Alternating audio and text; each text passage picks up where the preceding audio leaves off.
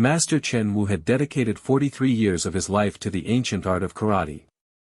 His weathered hands, scarred from decades of breaking boards and conditioning against Makiwara posts, told the story of a man who had transformed discipline into an art form.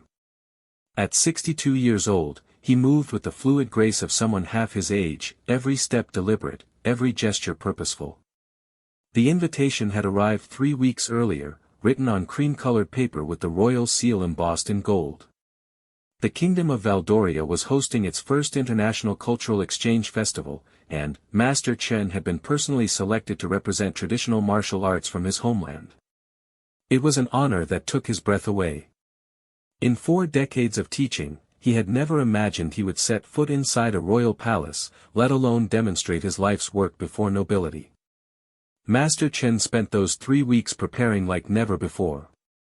He practiced his kata forms until they flowed like water, meditated for hours to center his mind, and carefully selected the traditional uniform his own master had passed down to him. The white gi, now yellowed with age and countless training sessions, carried the weight of generations of martial artists who had worn it before him. The flight to Valdoria felt like stepping into a dream. Master Chen had rarely traveled beyond his province, spending most of his life in the modest dojo his grandfather had built with his own hands. As the plane descended toward the capital city of Valdoria, he pressed his face to the window and marveled at the medieval architecture that seemed to rise from a fairy tale. Towering spires, ancient walls, and gardens that looked like they had been painted by master artists stretched as far as he could see. Upon arrival at the airport, a royal car waited for him.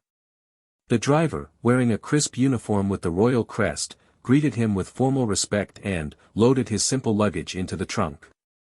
Master Chen had packed light, just his training equipment, his ceremonial gi, and a few personal items. He wasn't accustomed to luxury, and the leather seats of the royal car felt foreign beneath him. The drive through the capital city was like traveling through time. Cobblestone streets wound between buildings that had stood for centuries, their windows gleaming in the afternoon sun. Street vendors sold flowers and handmade crafts, children played in small parks, and everywhere Master Chen looked, he saw a culture that had preserved its traditions while embracing the modern world. The royal palace emerged from behind a grove of ancient oak trees like something from a legend. Massive stone walls, weathered by time but still imposing, surrounded grounds that seemed to stretch forever. Guard towers dotted the perimeter, and Master Chen could see figures in ceremonial uniforms standing at attention. The main gates, easily 20 feet tall and made of iron forged by craftsmen long dead, bore the royal coat of arms in intricate detail. As the car approached the gates, Master Chen felt his heart rate increase. Not from fear, but from excitement and deep respect. He had read about this place in books, seen photographs, but nothing had prepared him for the reality of being here. The weight of history seemed to press down on him, and he found himself thinking of his grandfather, who would have been amazed to know his teaching had led to this moment. The security checkpoint was unlike anything Master Chen had experienced. Guards in modern tactical gear worked alongside those in traditional ceremonial uniforms, creating a bridge between old and new that seemed to define this kingdom. Metal detectors, X-ray machines, and sophisticated scanning equipment occupied spaces between stone pillars that had been carved centuries ago. Master Chen submitted to the security procedures with patience and understanding. His training equipment was thoroughly examined, each piece handled with professional care but obvious suspicion. His wooden practice weapons, his training pads, even his meditation beads were scrutinized. He answered questions about each item with calm precision, explaining their purposes and demonstrating their traditional uses when asked. The head of palace security, a stern man named Captain Morrison, personally oversaw Master Chen's processing. Morrison had been protecting the royal family for 15 years, and his eyes carried the weight of someone who had seen every possible threat. He questioned Master Chen extensively about his background, his training, his reasons for being there. Every answer was checked against files, every detail verified through multiple sources. Finally, cleared for entry, Master Chen was escorted through the palace grounds by a young cultural attaché named Elena Vasquez. She spoke 5 languages fluently and had spent years organizing cultural events for the royal family. Her enthusiasm for the festival was infectious, and, as they walked through gardens that had been tended for generations, she shared stories about the palace's history. The accommodations provided for Master Chen were more luxurious than anywhere he had ever stayed. A suite in the guest wing featured a 4-poster bed, antique furniture, and windows that looked out over the royal gardens.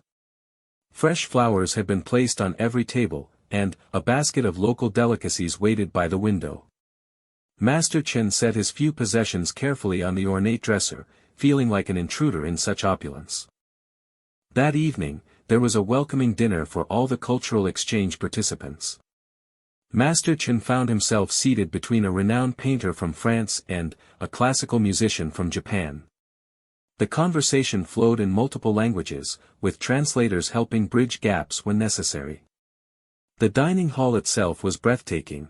Crystal chandeliers cast warm light over tables set with china that bore the royal crest, and tapestries depicting the kingdom's history covered the walls. King Alexander III made a brief appearance during dinner, moving through the room with practiced ease, speaking to each guest personally. When he reached Master Chen's table, the karate master stood and bowed deeply in the traditional manner. The king, clearly appreciating the gesture, returned the bow and spoke briefly about his interest in martial arts. His questions were intelligent and showed genuine curiosity about the philosophical aspects of karate training. After dinner, Master Chen retired early to his suite. The events of the day had been overwhelming in the best possible way, but he needed to center himself for what lay ahead. He spent an hour in meditation, sitting on the floor despite the comfortable chairs available, grounding himself in the practices that had sustained him throughout his life. The next morning brought the first day of the festival. Master Chen woke before dawn, as was his custom, and performed his morning routine in the privacy of his suite. Stretching, basic forms, breathing exercises, the ritual that had started every day for 4 decades. The luxury around him faded away as he moved through familiar patterns, his mind focusing on the day ahead. Breakfast was served in a smaller dining room reserved for the cultural participants. Master Chen ate simply, choosing rice and vegetables over the elaborate offerings available. His stomach was tight with anticipation, not nervousness, but the focused tension he felt before any significant demonstration. Elena Vasquez arrived to escort him to the main courtyard where the martial arts demonstration would take place. As they walked through corridors lined with portraits of past monarchs, she briefed him on the day's schedule. The royal family would attend, along with selected members of the nobility and invited guests from the diplomatic community. Media would be present, but at a respectful distance. The main courtyard was a marvel of medieval architecture adapted for modern use. Ancient stone walls rose on all sides, but the space had been equipped with modern sound systems and seating arrangements. A performance area had been marked off with traditional rope barriers, and Master Chen could see that every detail had been carefully planned to honor both tradition and the needs of a contemporary audience. Other martial artists were already present, practitioners from various disciplines and countries. Master Chen exchanged respectful greetings with Aikido master from Japan, a Taekwondo champion from Korea, and several others. Despite their different styles, there was an immediate understanding between them, the shared recognition of people who had dedicated their lives to martial discipline. The royal family's arrival was announced by a fanfare that echoed off the stone walls. King Alexander III entered with Queen Isabella and their 2 children, Prince James and Princess Sophia. They were accompanied by various members of the court and a security detail that blended seamlessly into the background. Master Chen observed the royal guards with professional interest, noting their positioning, their alertness, their obvious training. The demonstrations began with a brief ceremony honoring all the participants. Each martial artist was introduced individually, their accomplishments and backgrounds shared with the assembled audience. When Master Chen's turn came, he stepped forward and bowed to the royal family, then to the audience, then to his fellow martial artists. The applause was warm and respectful. As the morning progressed, Master Chen watched the other demonstrations with deep appreciation. Each artist brought something unique to the courtyard: the flowing movements of Tai Chi, the explosive power of Taekwondo, the precise techniques of Judo. The audience was clearly engaged, asking thoughtful questions and showing genuine interest in understanding the philosophies behind the physical techniques. When his turn approached, Master Chen felt the familiar calm that preceded any significant performance. He had demonstrated his art thousands of times, but never in circumstances like these. As he prepared to step into the performance area, he thought of his grandfather's words: "Karate is not about fighting. It is about becoming the person you are meant to be." The royal guards positioned around the courtyard shifted slightly as Master Chen moved to the center of the space. Their vigilance was subtle but constant, a reminder that even in this cultural celebration, security remained paramount. Captain Morrison stood near the royal family, his eyes constantly scanning the crowd and the performers. Master Chen began with a simple bow to the four directions, a traditional gesture of respect that acknowledged all those present and the space they shared. The courtyard fell silent except for the sound of wind through the ancient stones. In that moment, Master Chen felt the weight of tradition, the honor of representation, and the responsibility of demonstrating not just technique, but the spirit of martial arts itself. What happened next would change everything, but in that moment before it all began, Master Chen stood in perfect stillness, embodying 43 years of dedication, surrounded by the majesty of royal tradition, about to demonstrate the art that had shaped his entire life. The performance area seemed to hold its breath, waiting for the master to begin. In the audience, phones were quietly raised to capture the moment. The royal family leaned forward with interest.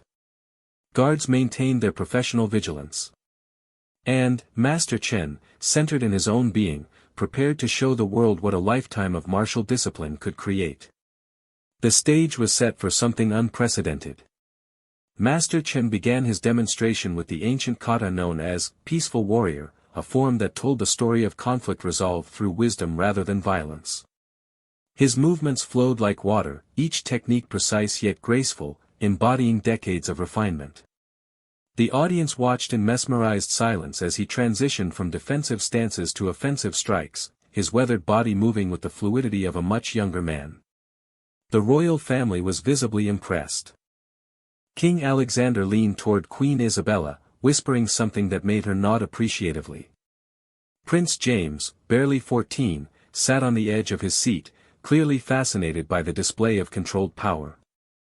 Princess Sophia, 12 years old, watched with wide eyes as Master Chen performed techniques that seemed to defy the laws of physics. As Master Chen moved into the second kata, mountain and river, the crowd grew larger. Palace staff who had been working nearby found excuses to linger at the edges of the courtyard.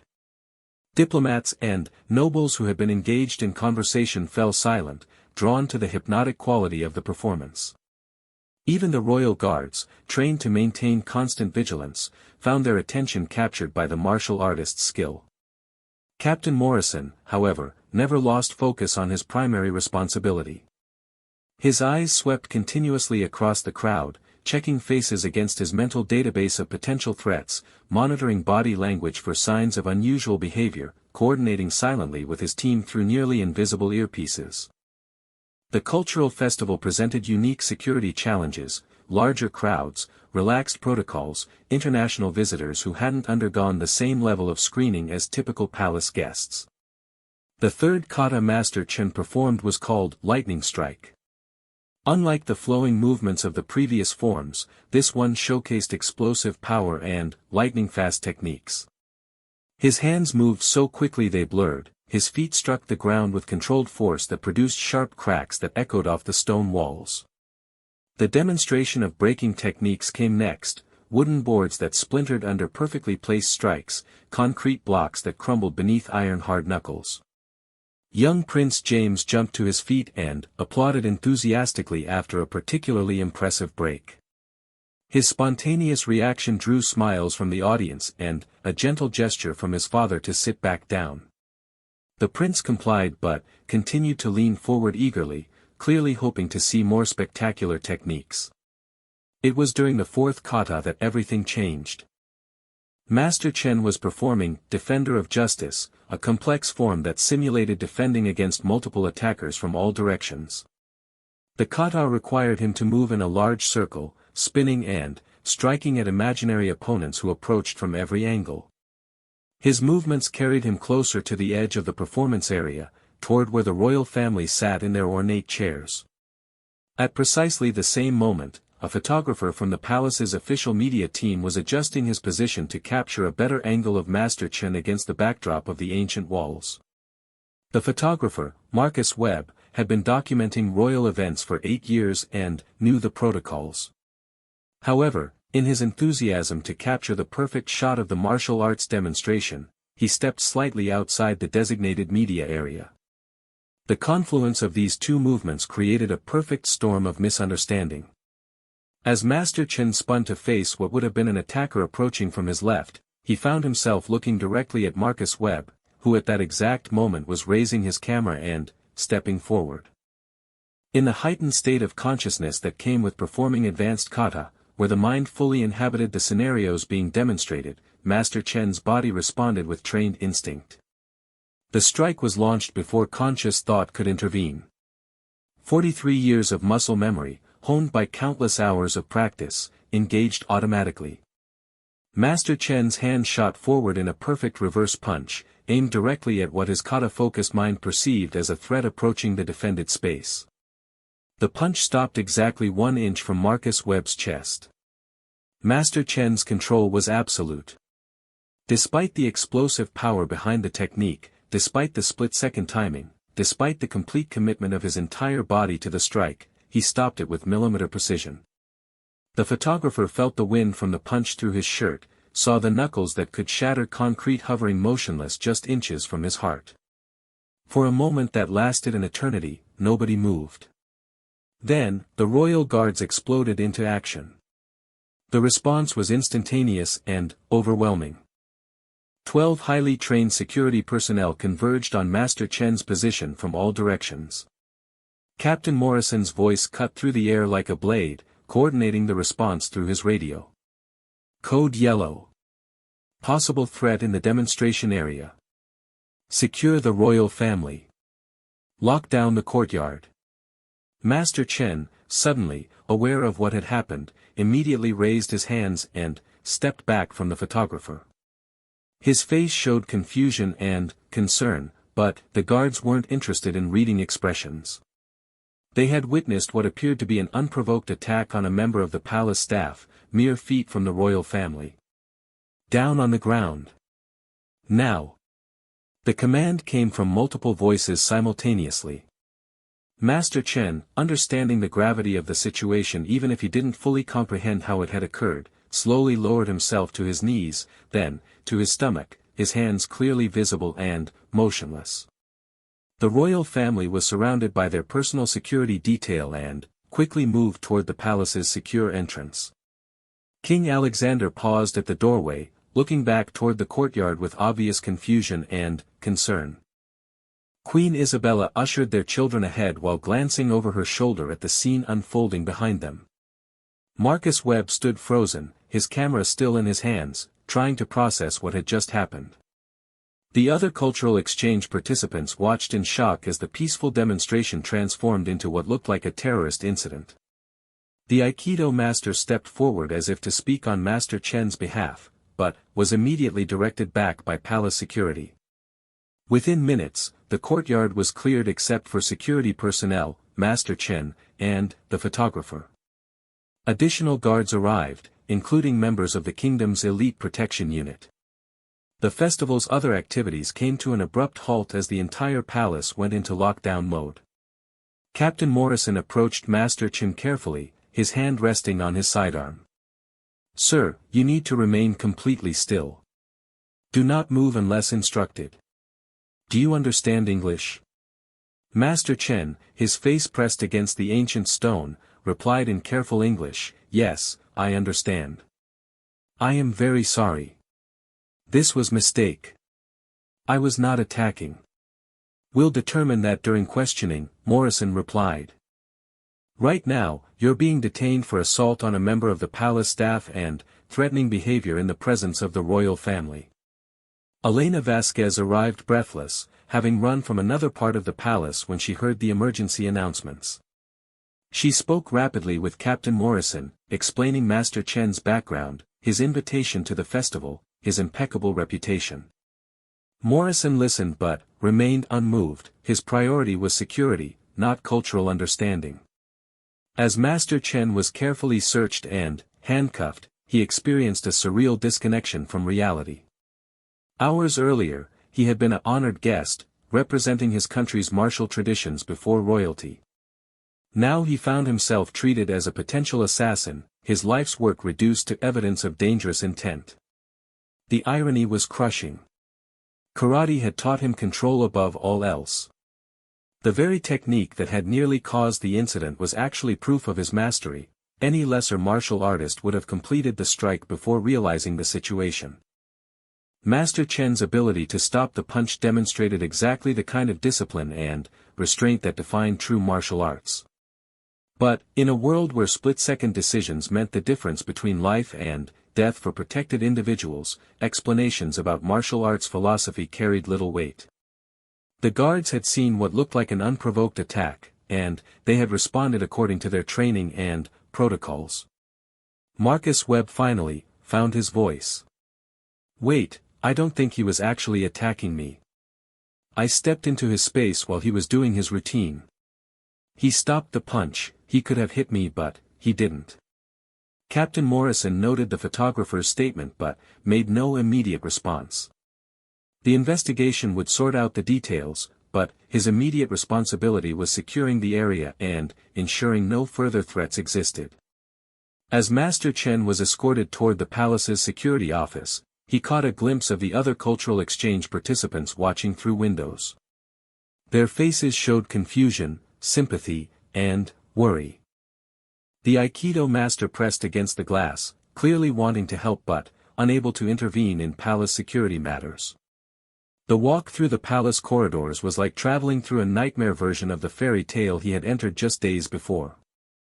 The same magnificent artwork lined the walls, the same ancient stones formed the floors, but now they felt like the setting for his disgrace rather than his honor. Elena Vasquez walked alongside the security team, speaking rapidly into her phone in multiple languages. She was clearly trying to reach someone with the authority to clarify the situation, but the wheels of palace security, once set in motion, did not stop easily. In the security office, Master Chen was placed in a holding room that was clean and well-lit but unmistakably a detention cell. The walls were bare except for a single camera mounted in the corner. A simple wooden chair and table comprised the only furniture. Through a small window, he could see a garden where palace staff tended flowers that would soon bloom in the spring sunshine. As he sat alone waiting for whatever would happen next, Master Chen reflected on the terrible irony of his situation. He had dedicated his entire life to the principle that martial arts should never be used for aggression, only for protection and self-improvement. The kata he had been performing was specifically designed to demonstrate defensive techniques, ways to protect others from harm. Yet here he was, accused of using those same skills to threaten and assault. The very mastery that had allowed him to stop his punch before contact had occurred, the control that proved his peaceful intentions, might be interpreted as evidence of his capability for violence. Outside the holding room, Captain Morrison was coordinating with multiple agencies. Palace security, local police, national intelligence services, and diplomatic officials all needed to be briefed on the incident. The cultural festival would be suspended pending investigation. International guests would need to be interviewed and, potentially relocated. The incident threatened to become a diplomatic crisis. Master Chen had been invited as an official cultural representative. His detention could be interpreted as an insult to his home country. Yet the security of the royal family could not be compromised for the sake of international relations. As the afternoon wore on, Master Chen remained in the holding cell, his world reduced to bare walls and the sound of distant voices discussing his fate. The man who had awakened that morning as an honored guest representing his nation's traditions now faced charges that could destroy not only his own life, but the reputation of the art he had spent decades perfecting. The perfect storm that had created this crisis was about to unleash consequences that nobody could have predicted. Detective Inspector Sarah Blackwood arrived at the palace within an hour of the incident. As the head of the Royal Protection Investigation Unit, she specialized in cases involving potential threats to the monarchy. Her 20-year career had included everything from stalkers and assassination attempts to elaborate con artists trying to infiltrate royal events. She had seen genuine threats and false alarms, but something about this case felt different from the moment she read the initial report. The preliminary briefing took place in Captain Morrison's office, a sterile room filled with monitors displaying feeds from security cameras positioned throughout the palace grounds. Morrison was methodical in his presentation, walking Detective Blackwood through the timeline of events, the positioning of personnel, and the immediate response protocols that had been followed. The subject appeared to launch an unprovoked attack on a member of the palace staff, Morrison explained, pointing to freeze frames from the security footage. The strike was executed with obvious skill and could have caused serious injury or death. Only the subject's decision to stop the punch prevented actual contact. Detective Blackwood studied the footage carefully, running it back and forth at various speeds. She had investigated martial arts-related incidents before and understood that context was everything when analyzing such situations. "Has the subject been interviewed yet?" "We've been waiting for you," Morrison replied. "He's requested an interpreter, though his English appears adequate for basic communication. He's also asked to speak with someone from his embassy." "Diplomatic status?" "Cultural exchange participant. Invited by the Royal Cultural Commission." Background checks were completed, but they focused on cultural credentials rather than security threats. Detective Blackwood nodded, making notes in her tablet. "What about witnesses? Besides the photographer who was allegedly attacked?" Morrison consulted his files. Approximately 70 people were present in the courtyard, including the royal family, diplomatic guests, other cultural participants, palace staff, and media personnel. "We've started preliminary interviews but haven't completed them. I want to talk to the photographer first, then the other martial artists who were present. They might have insights into what was actually happening during the demonstration." Marcus Webb was still shaken when Detective Blackwood interviewed him 2 hours later. As the palace's senior photographer, he had covered hundreds of royal events without incident. His hands trembled slightly as he described the morning's events. "I was trying to get a better angle," he explained. Master Chen was performing this incredible routine, really athletic and powerful.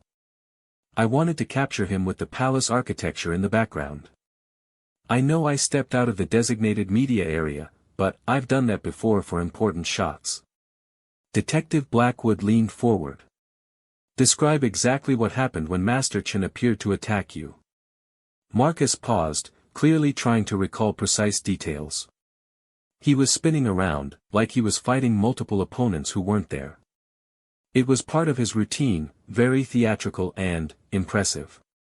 When he spun toward my direction, I was raising my camera. For just a second, we made eye contact. What did you see in his expression? That's what's been bothering me, Marcus said slowly. For just an instant, he looked, focused, like he was seeing something that wasn't me. Then, his expression changed completely, surprise, shock, concern. By the time his punch stopped, he looked horrified. Did you feel threatened? Marcus considered this carefully. In the moment? Yes, absolutely. But, thinking about it afterward, if he wanted to hurt me, he could have. The punch stopped exactly where he wanted it to stop. Someone with bad intentions wouldn't have had that level of control. Detective Blackwood made detailed notes of Marcus's statement, then, requested copies of all the photographs he had taken that morning. Visual evidence often revealed details that witnesses missed or forgot. The interview with Master Chen took place in a more comfortable room, with Elena Vasquez serving as cultural liaison and a professional interpreter present even though Master Chen's English was functional. Detective Blackwood had studied his background extensively, 43 years of martial arts training, 30 years of teaching, no criminal record, highly respected in his community. Master Chen sat quietly, his hands folded in his lap, displaying the same composed demeanor he brought to his martial arts practice. When Detective Blackwood entered, he stood and bowed respectfully, a gesture that immediately told her something about his character. "Master Chen, I want to understand exactly what happened during your demonstration. Can you walk me through your state of mind when you were performing?" Master Chen took a moment to gather his thoughts, speaking slowly to ensure clarity. When performing kata, the mind enters different consciousness. Not meditation, but focused awareness. In traditional kata, you fight many opponents who exist in the mind. The body responds to what the mind sees. So you weren't aware of your actual surroundings? Aware, yes, but how to explain? Master Chen paused, searching for the right words. Like actor on stage. Actor knows audience is watching, but, in the moment of performance, actor lives in the story. I knew I was in palace, knew people were watching, but, my mind was also living the kata story. Detective Blackwood found this explanation fascinating. What happened when you saw Mr. Webb? Master Chen's expression grew troubled. In kata mind, I saw threat approaching protected space. Body responded before thinking mind could understand. But, control is everything in karate. Even in surprise, even with automatic response, the technique must be controlled. You deliberately stopped the punch. Of course, Master Chen replied immediately. Karate without control is not karate. Is just violence. My grandfather taught me, the greatest victory is the fight you do not fight. Stopping the punch was more important than throwing it. Elena Vasquez had been taking notes throughout the interview. She interjected, "Detective, Master Chen is considered a living treasure in his homeland. His school has produced dozens of international competitors and instructors. Violence against innocent people would contradict everything he represents."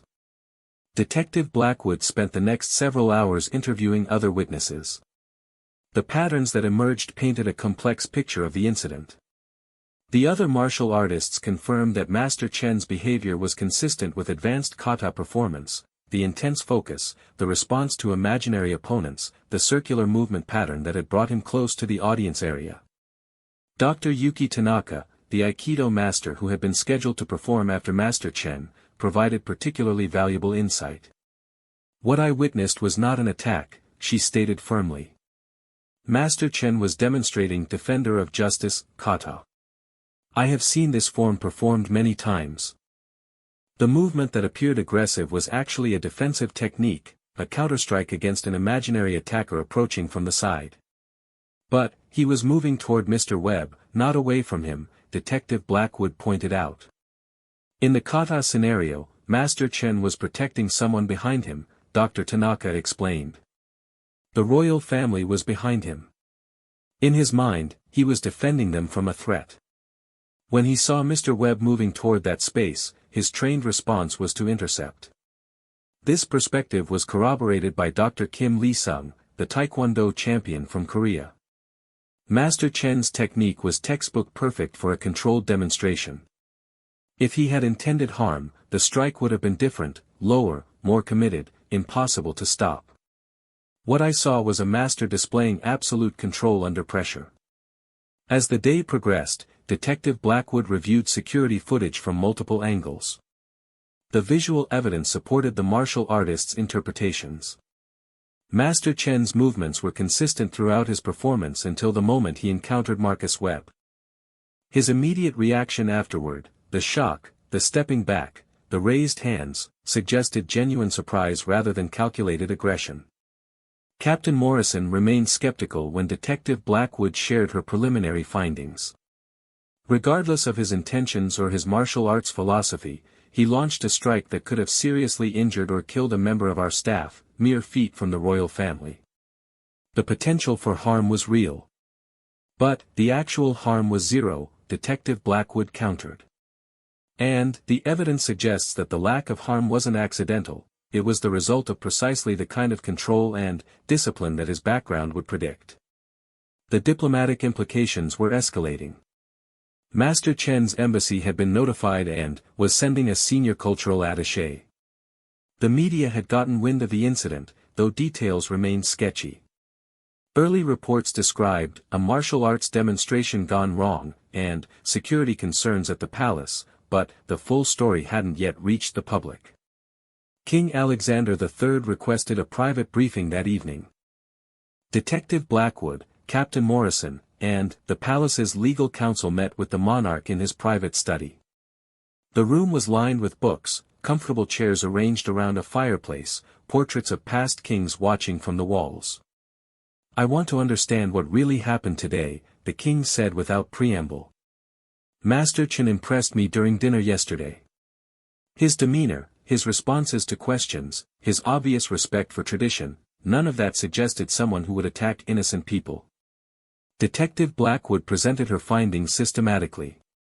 The witness statements, the expert analysis from other martial artists, the review of security footage, Master Chen's background and character references.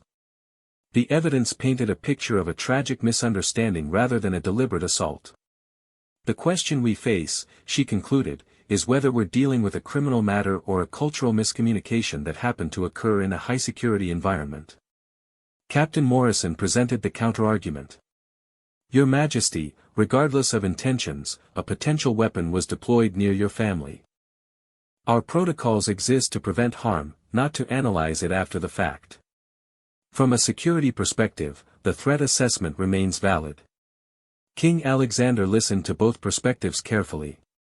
His questions were thoughtful and revealed a nuanced understanding of both security requirements and cultural sensitivity.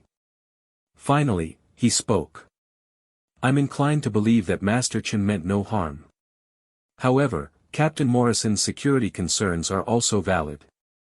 We need a solution that addresses both the justice aspects and the diplomatic implications."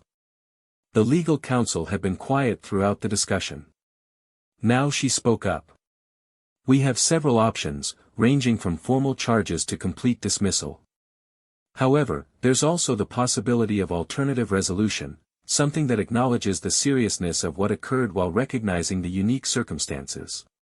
As the meeting concluded, Detective Blackwood realized that the investigation had revealed far more than just the facts of the incident. It had exposed the delicate balance between security and cultural understanding, between protecting the royal family and maintaining international relationships, between justice and mercy. Master Chen remained in custody pending a decision on how to proceed. In his holding cell, he continued to meditate, drawing on decades of training to maintain his mental equilibrium in the face of uncertainty. He understood that his life had changed irrevocably that morning, but he also understood that worry and regret would not improve his situation.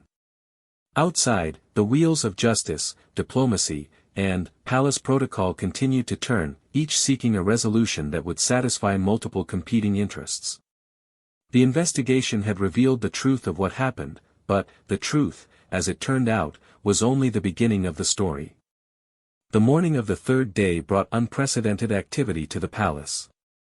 News of the incident had leaked to international media, though reports remained fragmented and often inaccurate. Headlines ranged from "Martial Arts Master Attacks Royal Staff" to "Cultural Festival Ends in Violence." The story was spreading across social media platforms, generating intense debate about martial arts, cultural exchange programs, and palace security. Master Chen's embassy had arrived in force. Ambassador Lu Weiming, a seasoned diplomat with 30 years of experience, brought with him a team of legal advisors, cultural experts, and media specialists. The incident threatened to damage relationships between the Kingdom of Valdoria and Master Chen's homeland that had taken decades to build. Ambassador Lu's first meeting was with the palace's senior diplomatic liaison, Minister Patricia Harrington. The conversation was formal but cordial, both parties understanding that they needed to find a solution that preserved dignity for all involved. Master Chen is a cultural treasure in our country, Ambassador Lu explained. His reputation is beyond reproach. This incident, regardless of how it occurred, will be seen by our people as an attack on our cultural traditions if not handled sensitively. Minister Harrington nodded understandingly. We appreciate your concerns, Ambassador. Our investigation has revealed that this was likely a misunderstanding rather than a deliberate attack. However, we also have security protocols that cannot be simply ignored when breached. The conversation was interrupted by an unusual request. King Alexander III wanted to meet personally with Master Chen. This was highly irregular. Monarchs typically did not involve themselves directly in criminal investigations or security incidents. Captain Morrison objected strongly, citing security concerns and protocol violations. Your Majesty, Morrison argued, we cannot expose you to potential risk by allowing direct contact with the subject of a security investigation. The king's response surprised everyone. Captain, I've reviewed Detective Blackwood's report thoroughly. I've also spoken with the other martial artists who witnessed the incident. I believe Master Chen deserves the courtesy of a personal explanation, and I want to understand his perspective directly. The meeting was arranged for that afternoon in the palace's small reception room, with extensive security measures in place. Master Chen was escorted from his holding cell, still wearing the simple clothes he had put on 3 days earlier for what was supposed to be a celebration of cultural exchange. When King Alexander entered the room, Master Chen immediately stood and performed the deepest bow he could manage while restrained by handcuffs. The king gestured for him to sit, then took a seat across from him, an unprecedented breach of royal protocol that spoke to the gravity of the situation. Master Chen, the king began, I want you to know that I've been deeply troubled by what happened during your demonstration. Not because I believe you intended harm, but because a misunderstanding has led to this situation. Master Chen's response was careful and respectful. Your Majesty, I am honored by your presence, though I wish it were under better circumstances. I have brought shame to your hospitality and dishonor to the cultural exchange that was meant to build understanding between our peoples. The king studied Master Chen's face carefully. In his years as monarch, he had developed an ability to read people, to sense sincerity and deception. What he saw in Master Chen's expression was genuine remorse, deep respect, and the kind of inner strength that came from decades of disciplined training. Tell me about your grandfather, the king said suddenly. The unexpected question surprised Master Chen. Your Majesty. You mentioned him during our conversation at dinner. I could see that his memory is important to you. I'd like to hear more about him. For the first time in 3 days, Master Chen's composure softened slightly. My grandfather began teaching me karate when I was 7 years old. He had learned from his master, who learned from the founders of our style. But, more than technique, he taught me philosophy. The way of the fist begins with respect, he would say. Respect for opponents, respect for teachers, respect for the art itself. The king listened intently as Master Chen continued. He taught me that true strength comes from control, not power. That the greatest victory is preventing conflict, not winning it. Every day before training, he would remind me, you carry the honor of all who came before you. Never forget this responsibility. And, what do you think he would say about what happened here? Master Chen was quiet for a long moment. He would say that I failed to maintain proper awareness. That I allowed my mind to become so focused on the performance that I lost sight of my surroundings.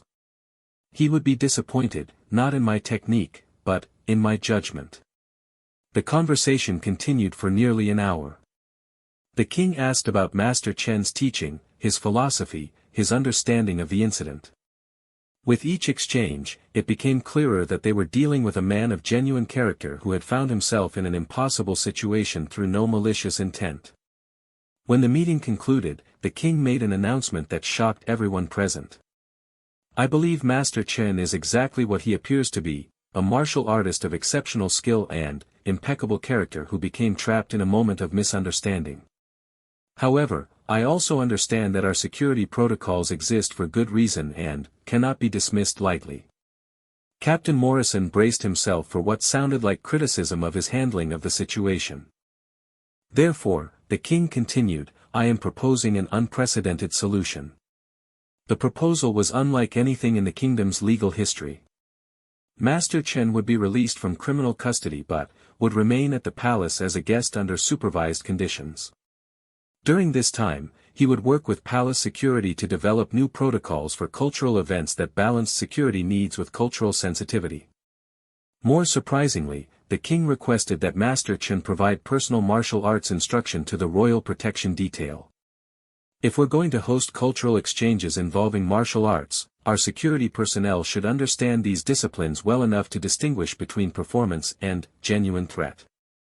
The announcement generated intense reactions from all parties involved. Ambassador Liu was cautiously optimistic. The proposal avoided criminal charges while acknowledging that protocols had been breached. Captain Morrison was skeptical about the security implications but recognized the diplomatic wisdom of the king's approach. Master Chen himself was overwhelmed by the unexpected turn of events. Your Majesty, I am honored by your trust, but, I must ask, why would you take such a risk on someone who has already caused such disruption? The king's response revealed the depth of his thinking about the incident. Master Chen, in the past 3 days, I've watched how you've conducted yourself under extraordinary stress. You've shown respect for our protocols even while being detained. You've expressed genuine remorse without making excuses. You've answered every question honestly even when the truth made your situation more complicated. He paused, looking directly at Master Chen. But, most importantly, you stopped that punch. In a split second of confusion and misunderstanding, your character and training prevented harm. That tells me everything I need to know about who you really are. The practical implementation of the king's decision required careful planning. Master Chen would be moved to different guest quarters, ones that offered both comfort and discreet security monitoring. His movements would be restricted to certain areas of the palace, always with escort. His teaching sessions with the security detail would be carefully supervised. Elena Vasquez was assigned as Master Chen's primary liaison, responsible for coordinating his activities and ensuring all parties understood the unique nature of his status. She threw herself into the role with enthusiasm, seeing it as an opportunity to salvage the cultural exchange program and create something positive from the crisis. The media response to the king's decision was intense and divided. Progressive outlets praised it as an example of enlightened leadership and cultural understanding. Conservative commentators criticized it as dangerously soft on security threats. International observers saw it as either diplomatic genius or royal naivety. Master Chen began his new role with characteristic dedication. His first session with the palace security team was awkward. These were the same people who had restrained him just days earlier. But, as he began to explain the philosophy behind martial arts training, the mental states involved in kata performance, and the difference between aggressive and defensive techniques, understanding began to develop. Sergeant Davies, a 15-year veteran of the Royal Protection Unit, was initially skeptical. So you're saying that during this kata thing, you're basically fighting imaginary people? Master Chen nodded. In advanced kata, the mind creates the scenario completely. The practitioner responds to attacks that exist only in mental training. It is similar to how soldiers train for combat situations that may never occur. The analogy resonated with the security team. They understood scenario-based training, the importance of muscle memory, the way intense focus could narrow awareness. As Master Chen demonstrated various katas and explained the mental states involved, the guards began to see the incident from a completely different perspective. Dr. Tanaka and Dr. Lee Sung, the other martial artists who had witnessed the incident, were invited to assist with the training sessions. Their collaboration created an unprecedented exchange of knowledge between traditional martial arts masters and modern security professionals. Captain Morrison, despite his initial reservations, found the training valuable. Understanding these mental states and movement patterns could actually help us better assess genuine threats versus cultural demonstrations, he admitted to Detective Blackwood. The sessions also had an unexpected impact on Master Chen.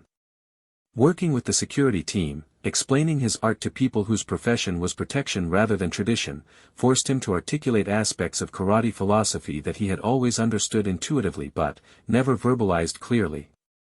Meanwhile, the investigation's official conclusion was being prepared.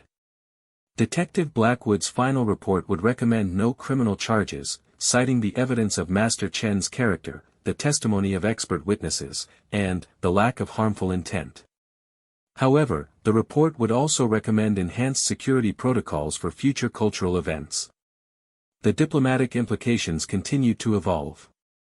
Ambassador Liu reported to his government that the crisis was being resolved through unprecedented cooperation and mutual understanding. The incident, which could have damaged international relationships, was instead becoming a model for how cultural misunderstandings should be addressed. Prince James and Princess Sophia, who had witnessed the original incident, asked their father if they could observe one of Master Chen's training sessions. Their request led to another unprecedented decision. Master Chen was invited to provide a special demonstration for the royal family, explaining the cultural and philosophical aspects of martial arts in a controlled educational setting. The demonstration took place in the same courtyard where the incident had occurred.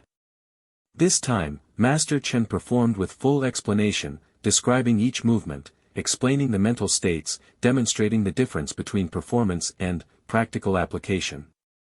The royal family watched with fascination as he showed them the exact sequence that had led to the misunderstanding, explaining how the combination of intense focus and unexpected circumstances had created the perfect storm.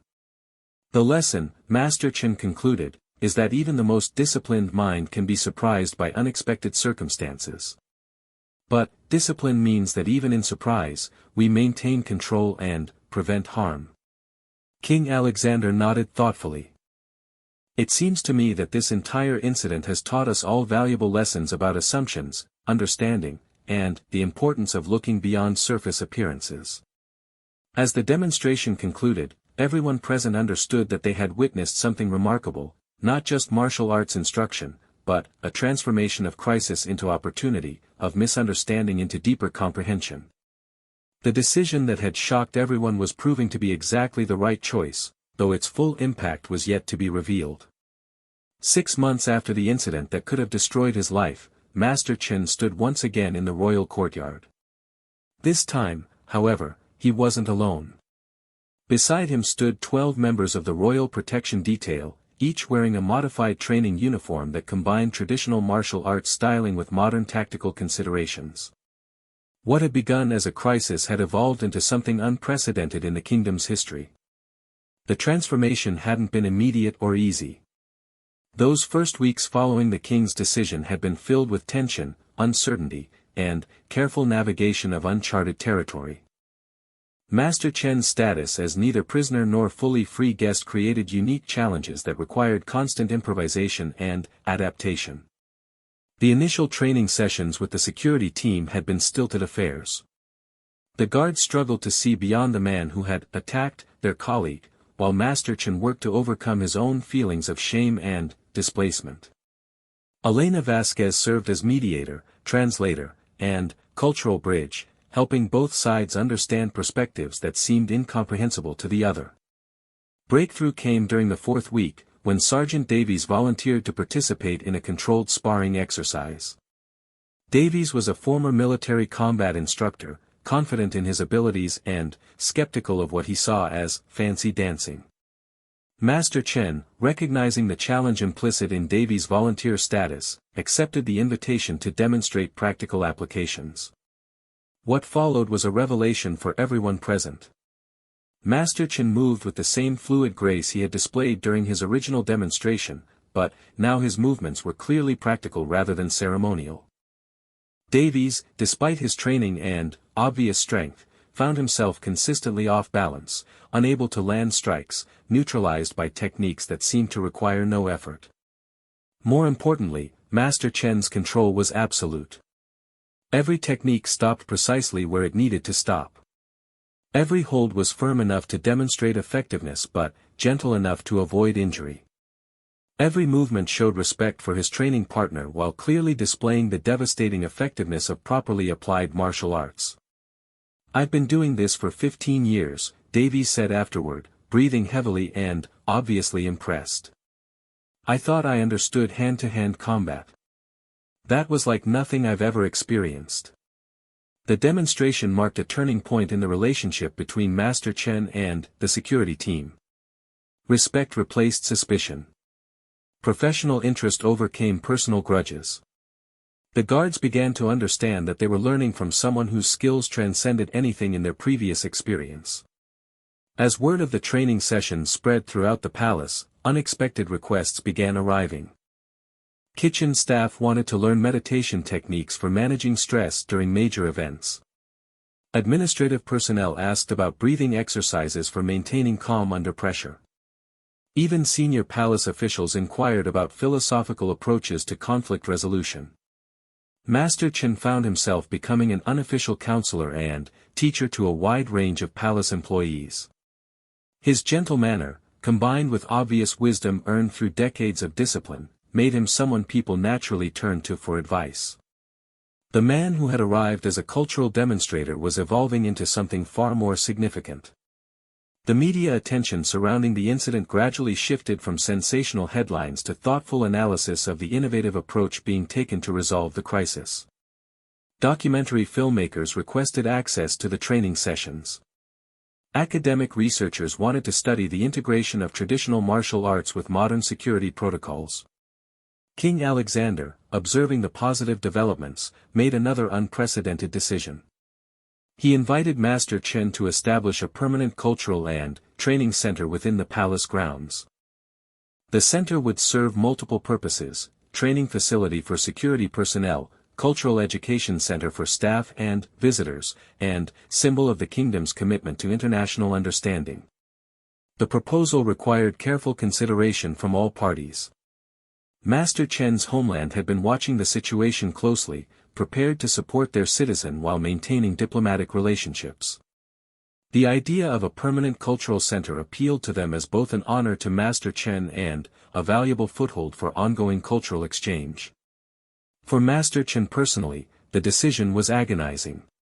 Accepting would mean leaving the dojo his grandfather had built, the community he had served for 3 decades, the life he had carefully constructed around traditional values and simple living. Declining would mean returning home under a cloud of international attention that might never fully dissipate. The answer came through meditation and consultation with the memory of his grandfather's teachings. "The way of the warrior is to serve where service is most needed," he recalled his grandfather saying. Sometimes service requires leaving familiar paths to walk where no one has walked before. Master Chen accepted the king's offer. The establishment of the International Center for Martial Arts and Cultural Understanding required months of planning and construction. A beautiful building was designed that combined traditional architectural elements from Master Chen's homeland with the classical styling of the palace complex. Training rooms, meditation spaces, lecture halls, and residential quarters were carefully planned to serve both practical and symbolic functions. The opening ceremony, held exactly 1 year after the original incident, drew attendees from around the world. Martial arts masters, diplomatic officials, security experts, and cultural leaders gathered to witness what many considered a unique experiment in turning conflict into cooperation. Master Chen's opening address was brief but moving. "1 year ago, I came to this place as a stranger sharing my culture's traditions. Through misunderstanding, crisis, and the wisdom of enlightened leadership, I have found a new purpose. This center represents the belief that even our greatest mistakes can become opportunities for growth and understanding." King Alexander spoke about the lessons learned from the incident and its aftermath. "We discovered that our assumptions about threats and safety were sometimes too narrow. We learned that true security comes not just from keeping dangers out, but from building understanding that prevents conflicts from arising." The center's programs attracted participants from multiple countries and disciplines. Security professionals came to learn about reading body language, understanding cultural contexts, and distinguishing between aggressive and defensive behaviors. Martial artists came to study traditional forms while learning about their applications in modern security contexts. Perhaps most significantly, the center became a model for other institutions dealing with cultural misunderstandings and security challenges. Universities established exchange programs. Police departments sent officers for training. International organizations studied the center's methods for potential application in conflict resolution. Master Chen's personal journey continued to evolve as well. His teaching expanded beyond physical techniques to encompass broader lessons about discipline, respect, and personal growth. His students included palace staff, visiting diplomats, and even members of the royal family. Prince James, now 16, had become one of Master Chen's most dedicated students. His training combined traditional martial arts with lessons about leadership, responsibility, and cultural understanding. Princess Sophia, though younger, showed remarkable aptitude for the philosophical aspects of martial arts training. The relationship between Master Chen and the Royal Protection Detail had transformed completely. Captain Morrison, initially his strongest critic, had become one of his most effective advocates. Master Chen has revolutionized how we think about threat assessment, Morrison reported to security conferences. Understanding the mental and cultural contexts of behavior has made us far more effective at distinguishing real threats from misunderstandings. The training methods developed at the center were adopted by security agencies in multiple countries. The Valdoria Protocols became a standard reference for cultural sensitivity in high-security environments. What had begun as a crisis management exercise had become an export of expertise and wisdom. Master Chen's influence extended beyond professional training into the personal lives of those who worked with him. Several guards credited him with helping them resolve family conflicts through mediation techniques adapted from martial arts philosophy. Palace staff spoke of improved job satisfaction and stress management after learning breathing and meditation exercises. Elena Vasquez, who had navigated the crisis alongside Master Chen, was promoted to Director of International Cultural Relations, largely based on her innovative work in turning the incident into a model program. Her collaboration with Master Chen continued as they developed new approaches to cultural exchange that emphasized deep understanding rather than surface presentations. The center's success led to requests for Master Chen to travel and teach at other institutions. He accepted selected invitations, always returning to the palace that had become his home. Each trip reinforced his understanding that the lessons learned from his experience had applications far beyond the specific circumstances that created them. Detective Inspector Blackwood, whose investigation had been crucial in revealing the true nature of the incident, was promoted to head a new unit specializing in cultural sensitivity in law enforcement. Her work with Master Chen had taught her that understanding context was often more important than documenting actions. The photographer Marcus Webb had become an unexpected beneficiary of the entire experience. His willingness to acknowledge his own role in the incident, combined with his documentation of the subsequent developments, had led to a major exhibition of his photography focusing on cultural exchange and international understanding. As the second anniversary of the incident approached, Master Chen reflected on the remarkable journey that had brought him to this point. The shame and confusion of those first days had given way to purpose and fulfillment beyond anything he had previously imagined. The mistake that had seemed to end his life had instead opened doors to influence and service he never could have envisioned. The morning meditation sessions he held in the center's garden drew participants from throughout the palace community.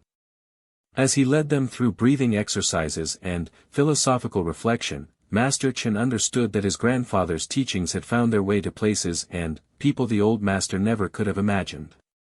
The center's success had generated requests for expansion. Additional buildings were being planned, new programs developed, partnerships with institutions worldwide established. What had begun as crisis management was becoming a permanent transformation of how cultural exchange and security intersected. During the anniversary commemoration, King Alexander made another announcement that surprised no one who had observed the previous 2 years. Master Chen was being granted honorary citizenship in the Kingdom of Valdoria, along with a formal title recognizing his contributions to international understanding and security innovation. 2 years ago, a moment of misunderstanding could have damaged relationships and destroyed a good man's reputation, the king said during the ceremony. Instead, through wisdom, patience, and commitment to finding truth over assigning blame, we created something valuable that continues to grow and serve people throughout the world. Master Chen's acceptance speech was characteristically humble. I have learned that our greatest challenges often hide our greatest opportunities. When we approach difficulties with open minds and generous hearts, what appears to be endings can become beginnings. As the ceremony concluded and participants dispersed to continue their various journeys, Master Chen remained in the courtyard where his ordeal had begun. The space held different memories now, not the confusion and fear of that terrible morning, but the countless hours of teaching, learning, and building understanding that had followed. The setting sun cast long shadows across the ancient stones, and Master Chen could almost see his grandfather's approving smile in the play of light and shadow. The way of the warrior, he understood now, was not about fighting but about transforming conflict into wisdom, fear into understanding, and mistakes into opportunities for service. The story that had begun with a single misunderstood moment had become something far greater than any of its participants could have imagined. And it was still being written, each day, by every person who chose understanding over judgment, wisdom over reaction, and growth over blame. In the end, the karate master who had assaulted royal guard had done something far more significant than anyone had anticipated. He had assaulted the assumptions and prejudices that prevent people from seeing beyond surface appearances to the truth that lies beneath. And that assault had changed everything. Picture this. You're walking through the grand halls of a royal palace, where centuries of tradition and protocol rule every breath, every step, every gesture. The silence is so thick you can hear your own heartbeat. Royal guards stand like statues, their eyes trained to spot the smallest threat to the crown they've sworn to protect with their lives. Now imagine a single moment where all of that changes forever. What happens when decades of martial arts training meet split-second royal protocol? When muscle memory from thousands of hours of practice collides with the most protected space in the kingdom? When a master of ancient fighting arts finds himself face-to-face with the modern guardians of royalty? This isn't just another story about a misunderstanding that got out of hand. This is about what happens when two worlds of discipline, honor, and deadly serious training crash into each other in the most unexpected way possible. It's about the moment when everything you think you know about respect, tradition, and consequences gets turned completely upside down. The aftermath? Nobody saw it coming. Not the royal family. Not the media. Not even the people who witnessed it firsthand. Some stories change how you see the world. This one will change how you see power, justice, and what it really means to stand up for what's right when everything is on the line. Are you ready to discover what really happened when a karate master's split-second decision sent shockwaves through an entire kingdom?